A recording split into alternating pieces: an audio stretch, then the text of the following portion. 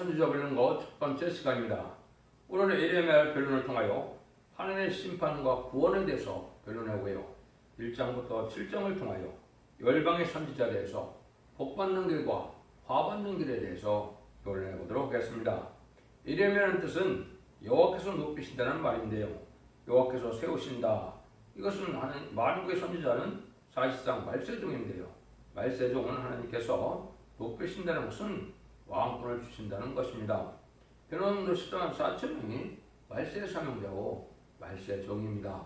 그것은 이제 본문에서 말씀하시는 것처럼 예레미야가 단지 이스라엘의 한 선지자만이 아니라 만국의 열방의 선지자 이렇게 말씀하셨죠. 이 사명은 결국은 인간 정말에 말세 사명자가 할 일이고, 또 하나님께서 이스라엘 백성들을 통하여 이제는 보내서 이루어가실 때 예언서는 인간 종말을 예언하는 것이 더 비중이 많은 것이다, 이렇게 볼 수가 있겠죠. 그래서 이것은 인간으로 되어질 일을 말씀하셨는데요. 그래서 하나님의 심판과 구원이라는 것은 새로운 언약의 백성이 되어서 새 시대가 이루어질 것을 말씀했는데요. 그래서 인간 종말 되면 이제 부패, 사치 타락하고 인심 악화하고 경제 혼란이 오고 이런 시대들이 됐을 때 하나님의 말씀을 순종치 않아서 망하는 되지만 순종하면 복을 받게 된다는 것을 말씀하셨고, 진리 앞에 순종하면 하나님의 직접 하나님이 되고 내 백성이 되는 그런 일을 이루어진다는 것이 하나님의 뜻인데요. 결국은 세상을 심판하고 에덴 동산을 회복시켜서 성된 하나 그리스도의 나라를 이루는 것이 하나님의 궁극적인 창조를 하신 목적이다, 이렇게 볼 수 있거든요. 그러면 요들로 볼 수 있는 예레미야 31장 33절에 보면 하나님의 뜻이 명확히 잘 나와 있죠. 나 여호와가 말하노라. 그러나 그날 후에 내가 이스라엘 집에 세운 언약은 이러하니 곧 내가 나의 법을 그들의 속에 두며 그 마음에 기록하여 나는 그들의 하나님이 되고 그들은 내 백성이 될 것이다. 이것은 이제 이스라엘이 회복되는 것은 에덴 동산을 회복시켜서 세계 축복을 주는 것을 말씀한 겁니다. 물론 성경적으로 이스라엘 회복이 없었던 건 아니시죠. 역사적으로는 이제 두 번 있었죠. BC 722년에 이제 이스라엘이 망하고, BC 또한 586년에 남유다가 망했죠. 그래서 BC 516년에 바벨론 포로 70년을 끝난 다음에 이스라엘이 회복되고 이제 성전이 복구되는 역사가 첫 번째 회복이었죠. 또한 성경들에 예언대로신 예수님 십자가에 못 박혀 죽인 죄로 이스라엘 백성들이 AD 70년에 로마 장군 디도에 의해서 완전히 망하고 성전 도루에 도난을 당치 않도록 파악하게 돼서 이제는 상당히 오랜 동안 한 1900년 정도 이제는 나라가 없는 디아스포라가 돼서 민족적 체가 전개주 존립회가 어려울 정도로 나라가 없었죠. 그렇지만 놀랍게도 1948년 5월 14일에 이제 이스라엘이 건국되는 것을 여러분이 보셨죠. 이것이 이제 두 번째 이스라엘 회복이고, 세 번째 이스라엘 회복은 이것은 에덴 동산을 회복시켜서 이제 새 시대를 이루는 것을, 천연왕국을 이루는 것을 뜻한 것입니다.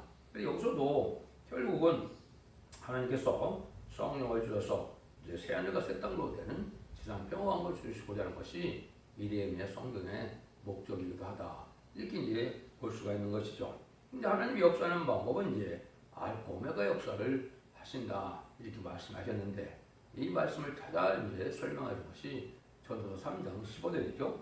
이전에 있는 것이 옛적에 있었고 장래에 있을 것도 옛적에 있었으니 하나님 이미 지난 것을 다시 찾으시니라.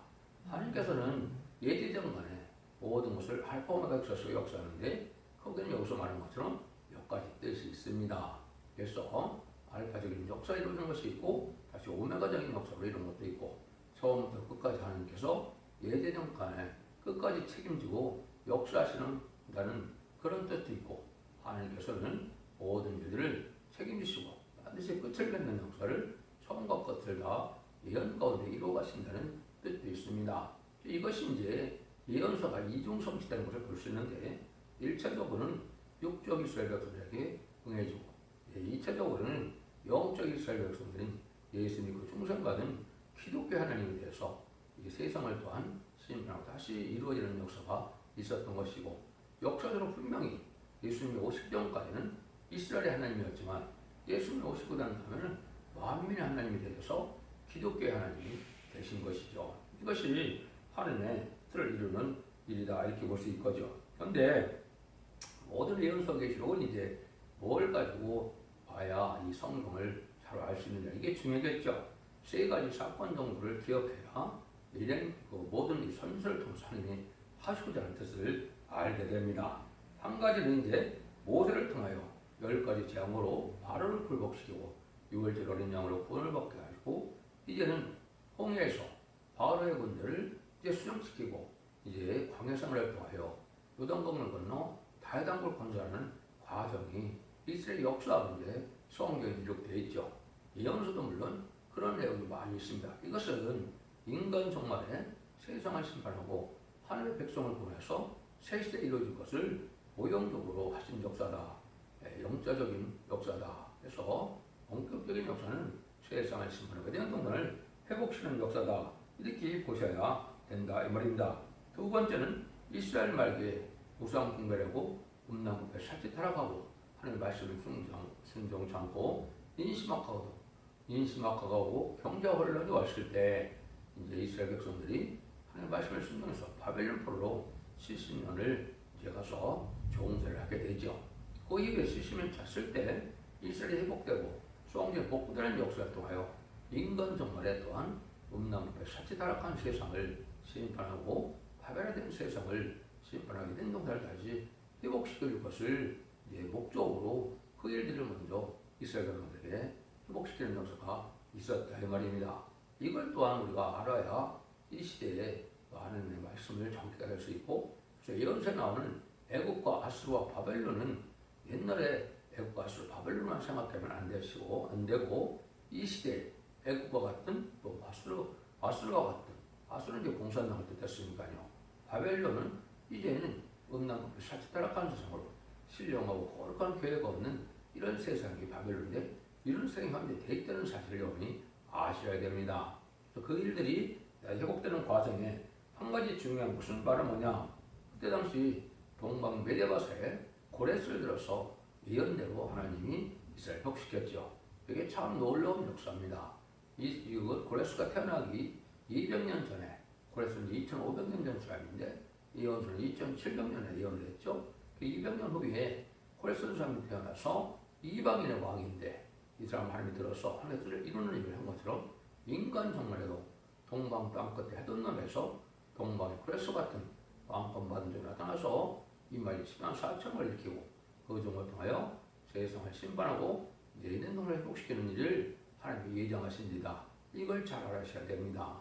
그 일들이 이제 동방의 독수리로 예언되어 있고, 이제는 그 당시에 했던 일도 모세를 통하여 이스라엘을 회복시키는 것도 구원하는 것도 독수리를 날개를 얻어서 했다고 출애굽기 19장 13절에도 나와 있고, 이제 그것이 여러 군데 예언이 성취되는 과정에 인간 정말에도 하나님의 구원의 역사가 모세를 통해 역사하는 것처럼 말세의 사명을 통하여 역사할 것을 보여줬다, 이렇게 보셔야 이런 세 가지를 통해서 이제는 인간 정말에 이제 인말이 4천명의 말세 사명자를 일으켜서 세상을 심판할 때는 최종적으로 아마겟돈이 세상 심판의 끝이거든요. 악의 세력과 죄인이 다 해결치 않는 자들이 멸망하고 이런 걸 회복시키는 것이 하나님의 뜻이거든요. 요 일들을 하시려고 이제 성경은 장관세월 동안 이렇게 기록을 하시고 또 언약의 말씀을 기록하시고 복수의 말씀을 주신 목적이다, 이렇게 보면 됩니다. 근데 이제 예레미야하고 에스겔은 이제는 이렇게 다른 예언서에 비해서 이 중요도가 떨어지기 때문에 이걸 자세히 변론하지 않고 조금 이제 핵심적인 것만 변론하는 방법을 취합니다.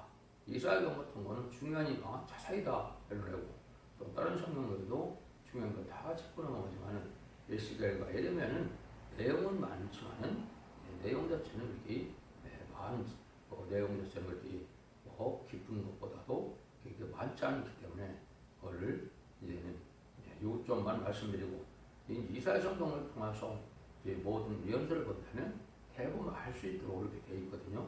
그래서 제일 중요한 것은 이사의 성동과 계시록이라고 볼 수 있고 그것이 진정한 심판의 단체라고 볼 수 있습니다. 그래서 예레미야 1장부터 이제 살펴보시면 1장에서 이제 특별히 예레미야를 열방의 선지자로 이제 세우는 과정이 나오죠. 이게 이제 우리에게 중요한 의미를 갖고 있다 이렇게 볼 수가 있습니다.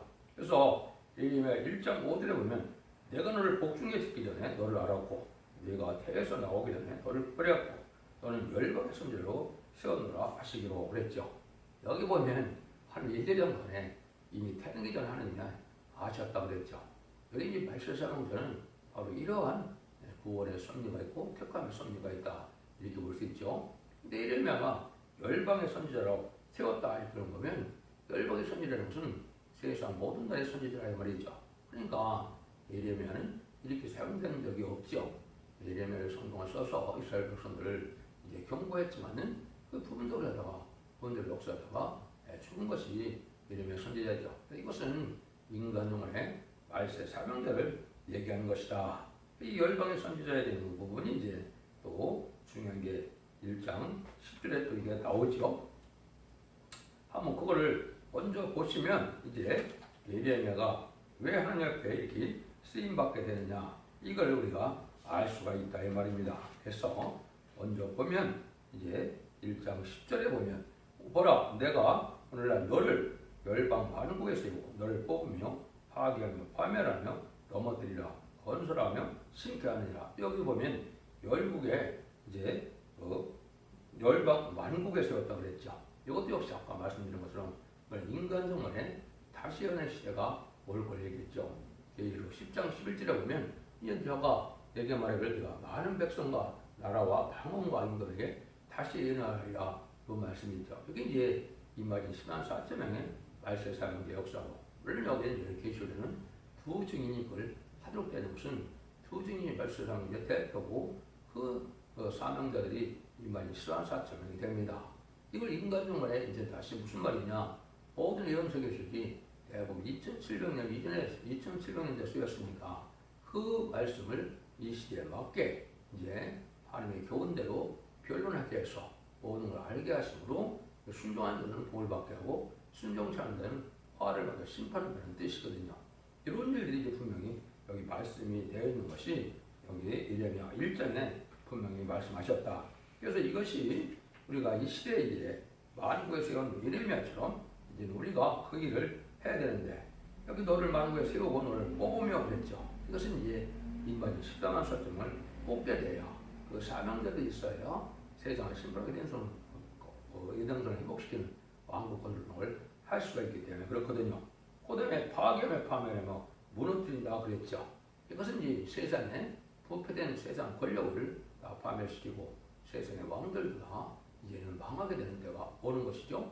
그것은 하나님의 신정국가가 이루어지는 것을 얘기하기 때문에 세상에 부경을 누리는 이러한 왕들은 다 망하고 파괴될 것을 얘기했다 이렇게 볼 수 있는 것이죠. 그리고 나서는 또 뭘 하신다 그랬습니까? 여기에 보면 이제 건설한다 그랬죠. 그게 이제 왕국 건설을 뜻한 것이죠. 예수님이 만왕의 왕으로 와서 다스릴 그 천년 왕국을 뜻한 것이죠. 이것 때문에 사실은 예수님이 오신 것이죠. 그것이 이사야 9장 6절 7절에 보면 한 아기로 온다. 그리고 예수님은 다윗의